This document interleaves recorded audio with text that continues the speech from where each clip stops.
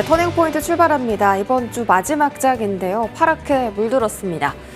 경기에 대한 상황이 좋지 않은 것으로 평가받고 있습니다. 내수 경제도 좋지 않고 수출도 좀 위험하다라면서 어제 한국은행이 기준금리를 인하했는데 추가 인하를 단행해야 할 정도로 지금 경제 상황이 안 좋다라는 부분들 시장에서 좀 인식을 하고 있는 것 같습니다. 외국인 수급은 계속해서 빠져나가고요. 오늘 거래소와 코스닥 모두 다 2% 안팎의 하락세가 나옵니다. 코스피는 2,500포인트 깼고요. 코스닥은 700포인트 돌파 목전에 앞두고 681선까지 떨어집니다. 외국인 매도세가 계속 확대되고 있습니다. 외국인이 현재 4천억 원 가까운 순매도 보이고요. 기관도 1,600억 원 매도 우입니다. 개인들만 힘겹게 받아주고 있는 상황. 코스닥도 마찬가지입니다. 코스닥도 외인 기관의 동반 매도세고요. 현재 선물 시장에서 기관이 1,400억 원대의 매수 우위를 포지션을 나타내고 있습니다. 종목별로 체크하시죠. 외국인 순매수 리스트 확인하겠습니다. 자, 셀트리온 가장 많이 담습니다. 어제 기관 순매수 리스트에 제약바이오 종목들 들어왔고요. 어제 가장 상승 종목이 많았던 섹터가 바로 제약바이오였습니다. 이제는 조정을 끝내고 올라가는 것인가에 대한 물음표가 찍혔던 날이었는데 오늘 추가적인 수급 들어오는 종목들 일부 확인되고 있습니다. 셀트리온은 진펜트라 매출뿐만이 아니라 바이오 시밀러에 대한 이익률 상승 기대감이 커지고 있다라는 리포트가 또 오늘 나왔고요. 삼성 바이오로직스도 CDMO 대표 종목이죠. 미국발 수혜로 지금 수급이 쏠리고 있는 것 같습니다. 금융주 안에서 하나금융지주 그리고 KB금융 확인됩니다. 찬바람 불면 배당주, 거기다 밸류업도 곧 소식 나온다라고 뉴스가 나왔죠. 오늘 매수 리스트에 들어가 있고요. 네이버, SK텔레콤, JYP엔터 이번 주 내내 매수 리스트에 들어와 있습니다. 기관 순매수 보시죠. 자, 기관도 오늘 외국인과 마찬가지로 셀트리온을 가장 많이 담고 있습니다.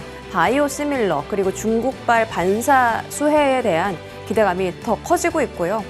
이쪽은 좀 집중도가 필요해 보입니다. 계속해서 연속성 체크해 드리겠습니다. 카카오 하나오션, 그리고 AI 소프트웨어 종목인 더존비즈온, 자율주행인 SOS랩 이런 종목들 다 머스크발 관련 수혜 종목으로 분류된 것인데 오늘 기관 순매수에 들어와 있네요.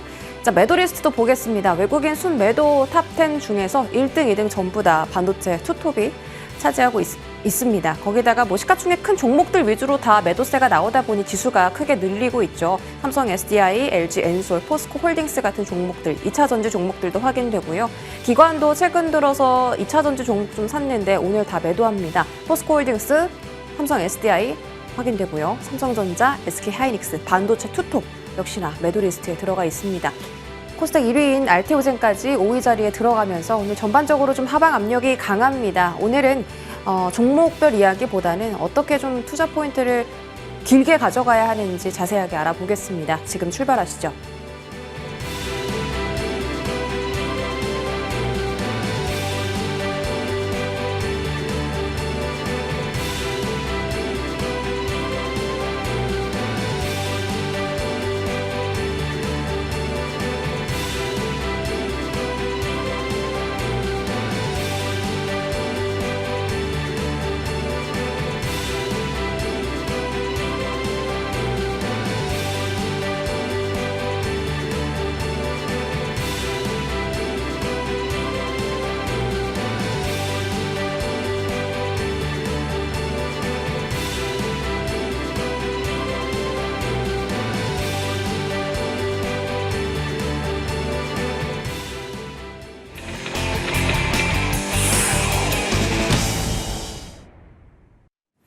네, 오늘 장 탑10은 SK증권 영업부 PIB센터 조성우 부장 모셨습니다. 어서 오세요. 네, 안녕하세요. 네, 또 저희 터닝포인트 오늘 함께 하시게 됐는데 시장 분위기가 너무 좋지 않고요. 시장뿐만이 아니라 지금 경제 상황, 경기에 대한 위기감, 불안감 이런 부분이 지금 시장과 투자 심리를 짓누르고 있습니다. 한국 성장률 전망 다 떨어졌고요. 한국은행도 어제 이제 브리핑에서 한국 성장률 전망 하향 조정하면서 그래서 금리 인하를 할 수밖에 없었다라고 좀 이유를 설명했고요. 해외 IB도 수출 둔화 시작됐다. 근데 수출만 안 좋은 게 아니라 내수 경제도 안 좋다라고 언급을 했습니다. 안도 문제고 바깥도 문제고 이런 부분 때문에 외국인 수급이 최근 들어 계속 빠져나갔던 건가 싶더라고요. 그냥 시장 문제가 아니라 지금은 경기로 확장해서 좀 봐야 되나요? 사실 이제 우리 시장이 미국 증시와 커플링이 안 됐던 가장 큰 요인들은 사실 대내적인 요인들이 컸었죠. 물론 뭐 우리 시장이 대외적인 뭐 변수의 영향을 많이 받는 시장이긴 합니다만 또 대내 모멘텀이 탄탄할 때와 또 그렇지 않을 때 또 이제 주가의 어떤 추이가 많이 달랐었는데 실제 오늘 같은 경우 이제 외국인이 이렇게 좀 대량 매도를 장 초반부터 쏟아내고요. 그리고 이렇게 좀 지수가 급락하는 부분들.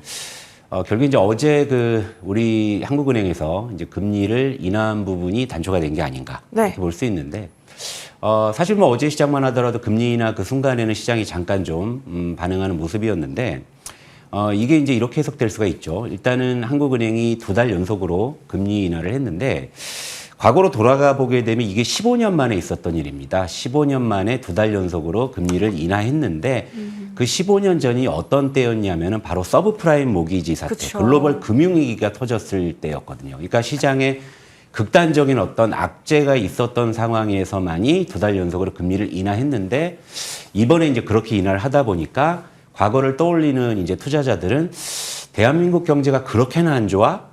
이렇게 좀 생각을 할 수가 있는 것이고 그 생각은 우리뿐만이 아니라 외국인들도 같은 생각을 할 수가 있겠죠.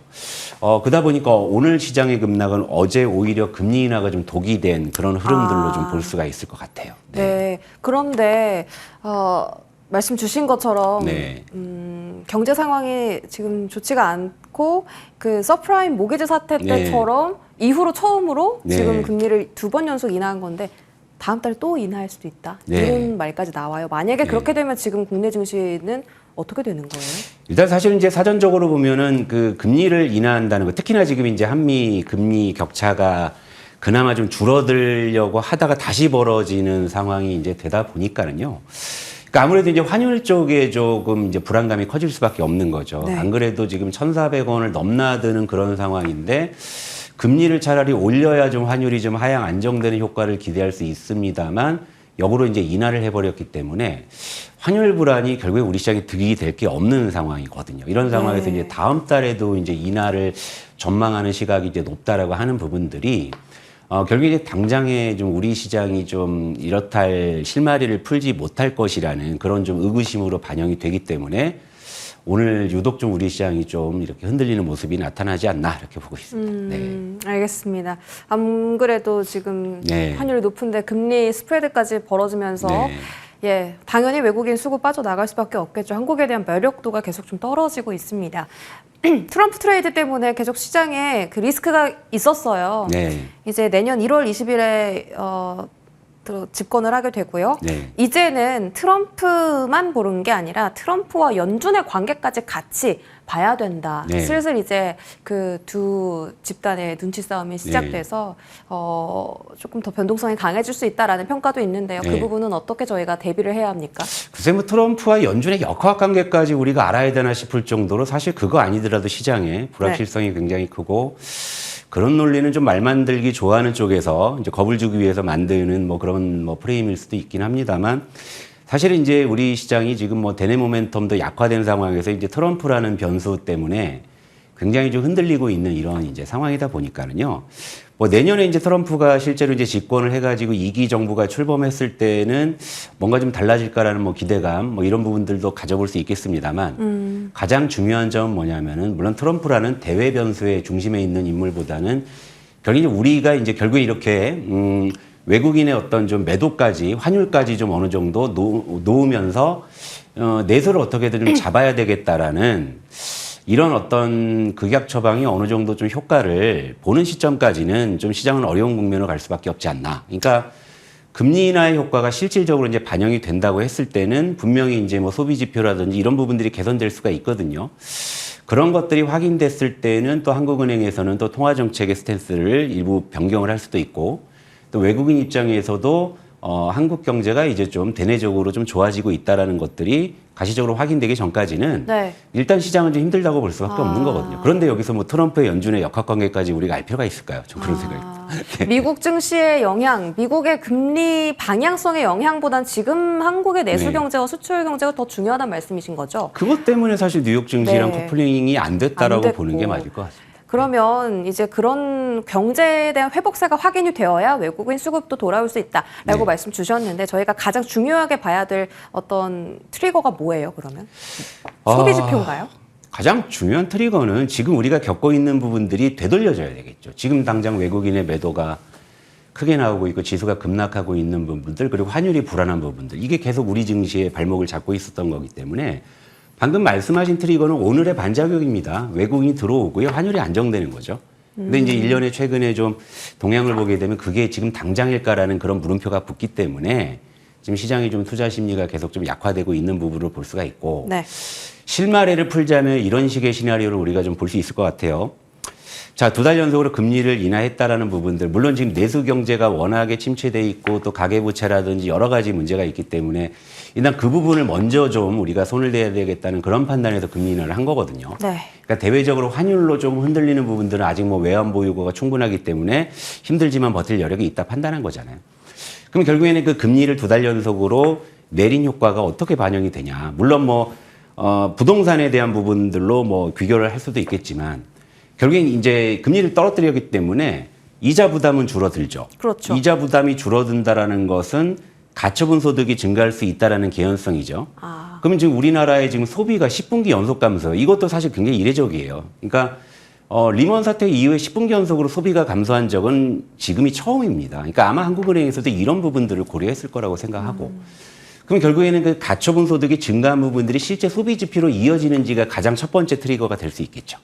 아, 소비가 좀 살아나고 있다. 자영업자 폐업률이 좀 떨어지고 있다.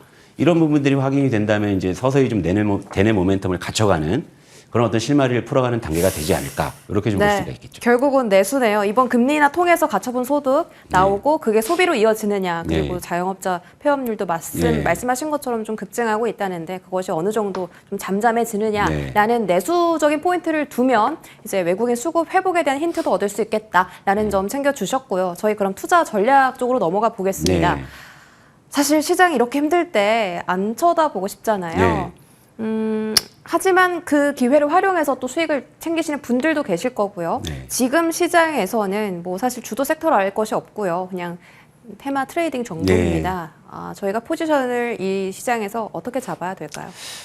쉬는 것도 하나의 전략일 수 있어요. 근데 우리 시청자분들이 쉬시기엔 너무나 많은 종목이 아마 물려 계실 겁니다. 그리고 지금 상황에서도 무언가 좀 돌파구를 찾기 위해서 많은 고민들을 하실 거라고 보는데요.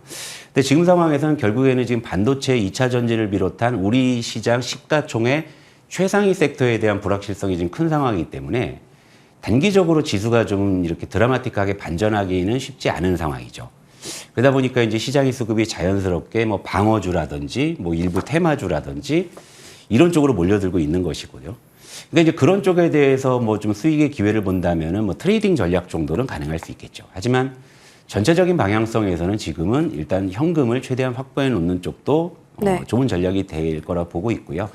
결국에 지금은 바닥이 어디냐를 미리 예측하고 시장에 접근하는 것보다는 바닥을 확인하고 돌아서는 것을 이제 보고 접근하는 것이 훨씬 더 안전할 수 있기 때문에 지금은 좀 현금을 좀 아껴 놓으실 필요가 있고 일부 비중에 대해서는 뭐 지금 시장에서 많이 얘기하는 뭐 트럼프 트레이드나 이런 쪽이 될 수가 있고 트럼프 트레이드가 아니라면 요즘에 좀 좋은 흐름을 보이고 있는 뭐 엔터나 뭐 여행, 뭐 AI, 뭐 소프트웨어 뭐 이런 류의 종목들을 뭐 좀 볼 수가 있을 것 같습니다. 그러면은 그쪽에 대해서 좀 자세하게 여쭤보겠습니다. 트럼프 트레이드 안에서도 또 순환매가 돌잖아요. 최근 들어 조선방사는 다 조정을 받고 전력 설비도 조정받고 우크라 재건주라든지 머스크 관련 종목들이 계속 좀 트레이드 순환매가 일어나는데요.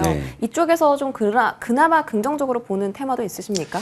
긍정적으로 보는 테마라기보다는요, 트럼프 트레이드의 그 메커니즘을 이해하셔야 되는 그 순환매라는 관점이 먼저. 그러니까 결국에 많이 오른 걸 팔고 안 오른 걸 산다라는 거죠. 그러니까 지금 시장은 철저한 가격 논리에 좌우되고 있다. 여러분 요즘에 시장에서 유독 많이 빠지는 섹터들 아실 거고 또 유독 강한 또 섹터들 이미 알고 계실 거예요. 근데 그 두 섹터의 특징이 뭐냐면 한쪽은 그동안 너무 많이 올랐다는 거. 한쪽은 장기간 너무 소외되어 있다는 거. 바로 그런 부분이거든요. 그러니까 지금은 트럼프 트레이드가 됐던 그 외의 어떤 섹터가 됐든 간에 먼저 가격을 생각하셔야 됩니다. 일단 많이 오른 부분들을 쫓아갔다가는 예를 들면 최근에 방산주라든지 뭐 코스닥 시총 바이오주 같은 이런 쪽으로 고점에서 좀 급나가는 낭패를 볼 수가 있고요. 네. 이제 저점에서는 이제 순환매를 기다린다면 지금은 수급이 활발하게 돌기 때문에 그런 쪽을 볼 수가 있겠죠. 그리고 지금 상황에서는 뭐 트럼프 트레이드 관련해서는 결국엔 파도 타기를 잘해야 된다라는 부분인데, 근데 앞으로 이제 트럼프의 어떤 행보를 좀 예측을 해 본다고 했을 때는 결국에 이제 북한이나 우크라이나 재건 쪽에 대한 기대감을 조금 더 가져볼 수 있을 것 같아요. 그러니까 이를테면은 경협에 대한 이야기도 며칠 전에 측근을 통해서 나왔었고요. 우크라이나 재건 같은 경우에도 지금 이제 방산주가 좀 이렇게 고점에서 좀 급락하는 것도 결국 이제 트럼프의 좀 어떤 시선이 그쪽으로 좀 옮겨지지 않는가 이런 생각이 드는데요. 근데 그런 이제 섹터 내에서도 주도주가 있고 주도하지 않은 종목들이 있거든요. 이를테면 뭐 우크라이나 재건, 여러분들 제일 관심 많으신 섹터겠지만, 네. 이를테면 뭐 SG나 SY 스틸텍 같은 경우에는 이미 많이 올라 있는 상황이죠. 하지만 이제 요즘에 우크라이나 재건주를 보게 되면 자고 일어나면 뉴페이스가 등장을 하는데 그런 종목들이 바닥에 있다가 튀어나온다 이거죠. 그런 종목들, 예를 들면 범해양건영이나 이화공영 그런 쪽이었고, 얼마 전에 농기계가 움직였고. 네. 근데 이제 여기서 이제 슬슬 이제 우크라이나 재건이나 경협이 조금 이렇게 합쳐지는 듯한 느낌이 들어요. 그렇다면 또 이제 거기서 관련주를 찾아본다고 했을 때는 뭐 이제 후속으로 요즘에 움직였던 종목이 뭐 한미글로벌 이렇게 되잖아요. 네. 그럼 이제 그 뒤에 또 안 오른 종목이 뭐가 있을까 하면 예를 들면 대표적으로 유신이나 히린 같은 종목들이 안 오르고 있는 것이고, 이런 식으로 철저하게 우리가 가격을 먼저 고려하고 그 어떤 테마에 접근하셔야지만 여러분들의 좀 승률이 높아지지 않을까 이렇게 말씀드릴게요. 지금은 말씀하신 것처럼 파도 타기를 잘해야 네. 된다. 고점에선 타지 말고 저점에서는 좀 네. 타서 빠르게 좀 대응을 해야 되는데, 사실 그 네. 빠른 대응이 어렵다면 현금 네. 확보도 좋은 네. 전략이다라고 말씀해 주셨어요. 자, 이제 그 내수주 한번 질문 드릴 텐데요. 네. 아까 내수의 회복력이 곧 이제 수급의 회복이다라고 네. 하셨기 때문에 증권가에서도 내수주 추천하거든요. 네. 그리고 이제 블랙 프라이데이라든지 연말에 소비 시즌을 앞두고 있기 때문에 뭐 백화점이나 뭐 화장품, 유통, 음식료 같은 소비주들이 어떻게 보면은 산타 랠리 대신에 좀 기회의 장이 될 수 있지 않을까, 이런 측면에서 여쭤볼게요. 괜찮나요? 일단 기본적으로 이제 소비주가 방어주의 성격을 갖고 있어요. 네. 그리고 이제 이 소비주도 사실 최근에 장기간 조정을 받았던 대표적인 소외 섹터 중에 하나였고요.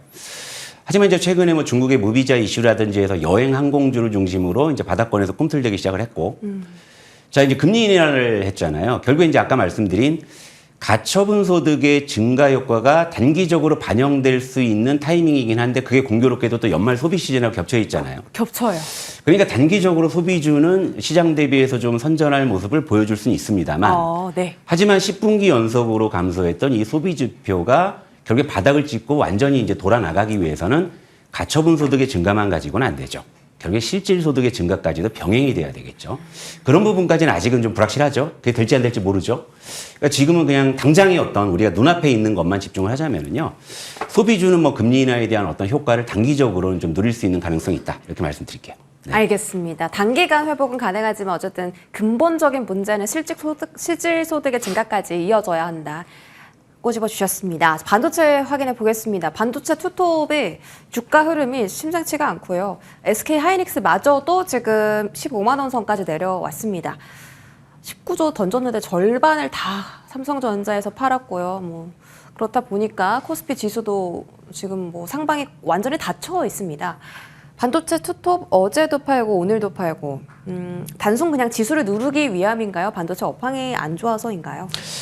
요 표가 아주 상징적인데요. 네. 코스피를 8월에 19조를 팔았는데 삼성전자를 8조를 팔았다는 거는, 여기 월간으로 보시게 되면 코스피 매도와 삼성전자 매도 금액이 거의 일치하잖아요. 일치하는데. 근데 최근에 코스피의 매도가 더 확대됐다라는 거는 네. 이제 삼성전자는 오히려 좀 덜 판다는 걸로 볼 수가 있는 거죠. 그러니까 결과적으로 우리 시장이 지금 삼성전자 자사주 매입 이슈의 일정 바닥은 좀 확인한 부분인데, 자, 미국 쪽에서도 지금 뭐 엔비디아가 예전 같지 않습니다. 그리고 주변 종목들이 올라오죠. 네. 예를 들면 뭐 AI 소프트웨어로 대변되는 종목들이죠. 뭐 팔란티어라든지 뭐 아틀라시아, 뭐 몽고디비 뭐 이런 쪽뿐만이 아니라 빅테크 쪽에서 상징적인 뭐 마이크로소프트나 최근에 뭐 메타 같은 이런 종목들이 올라온다라는 건, 미국 쪽에서도 결국에는 이 AI라는 카테고리에서 올해 이제 한참 시세를 많이 냈던 하드웨어 쪽보다는 내년에 이제 소프트웨어가 이제 본격적으로 개화할 것이라는 그런 쪽이거든요. 네. 그럼 삼성전자를 이제 중심으로 해서 반도체가 다시 돌아 나가려면 이제 더 이상 HBM3 논리로 이제 반도체를 보시면 안 될 것 같고요. 아, 그래요? 예.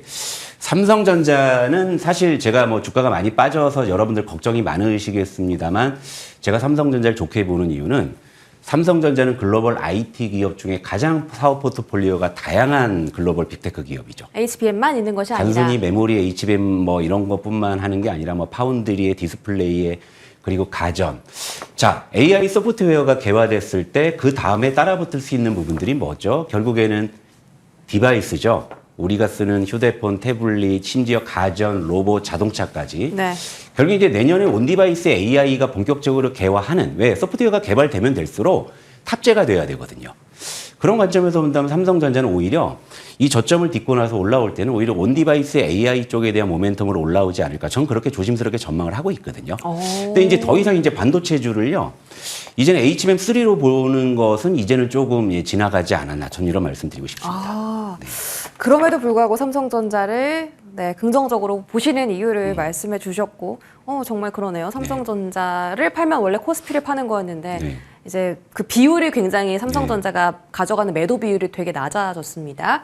자, 블룸버그에서 미국 반도체 추가 규제 완화할 거다. 이런 건 투자 심리에 긍정적인 영향이 없을까요? 그건 미국 지네들 얘기지 우리 얘기가 아니잖아요. 우리는 지금 뭐 칩스법 후퇴한다고 난리 나고 네. 있는데. 그러니까 저런 부분들은 시장에 크게 반영되지는 않을 것 같고, 지금 이제 트럼프 쪽에서 나오는 모든 어떤 관련 이슈들은 결국에 미국 자국의 이익에 중심에 둔 어떤 이슈이기 때문에 그런 부분들이 오롯이 우리 시장에 좀 반영되기는 좀 쉽지 않아 보이는데, 분명히 좀 말씀드릴 수 있는 것은 지금 우리 뭐 예를 들면 반도체나 2차 전지가 어쨌건 트럼프 우려가 분명히 드리워져 있는 상황이긴 해도요, 그 우려 대비해서 좀 과도하게 빠져 있는 것만큼 분명해 보이기 때문에 네. 가격 메리트는 있다고 보거든요. 근데 중요한 건 뭐냐면 오늘 사면 내일 오를 거냐는 문제잖아요. 바닥인 줄 알았는데. 결국에는 네.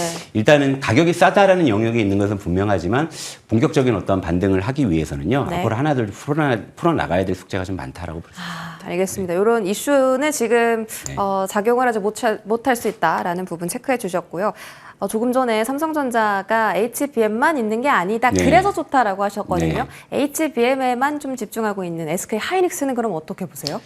10월부터 11월까지 여러분들 삼성전자, SK 하이닉스 차트를 한번 비교해 보시면 정확히 역동적화되고 있습니다. 이게 저는 이걸로 충분히 의미가 된다라고 보거든요. 네. 결국에 하이닉스가 기존에 누렸던 모멘텀이 쇠퇴하면 삼성전자의 모멘텀이 부각될 수 있는 부분인데, 상반된 쪽에서의 어떤 그런 주가의 역동조화가 상징하는 바는 앞으로 좀 삼성전자 쪽은 그동안 잃은 게 많았던 쪽이고, 네. SK 하이닉스는 누린 게 많았던 쪽이잖아요.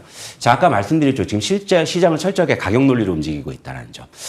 가격만 놓고 봤을 때는 지금 SK 하이닉스와 삼성전자 어느 쪽이 좀 가격이 훨씬 더 싸게 느껴지느냐. 네. 이 부분을 본다면 반도체의 어떤 실마리에 대한 어떤 힌트가 되지 않을까 보고 있습니다.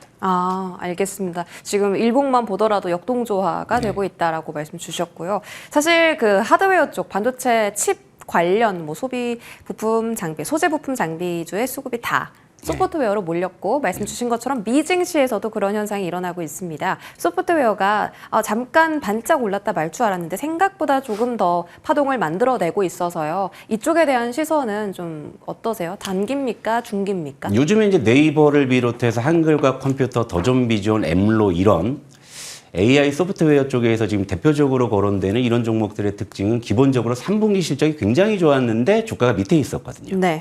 자, 시장에서 이걸 놔둘 수 있을까요? 안 그래도 지금 당장 AI 하드웨어 산다고 해서 당장에 수익이 날 것 같지가 않은데요.